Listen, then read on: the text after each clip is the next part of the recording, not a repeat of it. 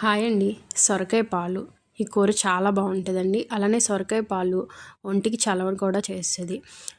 సొరకాయ పాలు అన్నంలో కన్నా చపాతీలోకి ఈ కూర చాలా టేస్ట్గా ఉంటుందండి. ముందుగా ఒక ప్యాన్లో ఆయిల్ వేసుకొని కొంచెం మినపప్పు, కట్ చేసిన ఆనియన్స్, 2-3 పచ్చిమిర్చి, అలానే ఆవాలు, జీలకర్ర, కరివేపాకు వేసుకొని బాగా ఫ్రై అవనివ్వాలి. బాగా ఫ్రై అయిన తర్వాత కట్ చేసిన సొరకాయ ముక్కలు కూడా వేసుకొని సొరకాయలో నుంచి వచ్చే వాటర్తోనే దగ్గరికి మగ్గనివ్వాలి. సొరకాయ ముక్కలు కూడా బాగా ఉడికిపోయిన తర్వాత కొంచెం ఉప్పు, అలానే పసుపు, కారం వేసుకొని అవి కూడా వేసిన తర్వాత ఒక 10 నిమిషాల పాటు ఫ్రై చేసుకోవాలి. ఇలా ఫ్రై అయిన తర్వాత మీకు తగినన్ని పాలండి. పాలు ఎంత వేసుకుంటే కూర అంత టేస్ట్ బాగుంటుంది. పాలు కూడా వేసుకున్న తర్వాత పాలు ముక్కలకి బాగా పట్టేంత వరకు, దగ్గరికి ఇంకిపోయేంత వరకు ఉడికించుకోవాలి. అలా ఉడికిన తర్వాత లాస్ట్లో కొత్తిమీర వేసుకుంటే కూర చాలా అంటే చాలా టేస్ట్గా వస్తుందండి.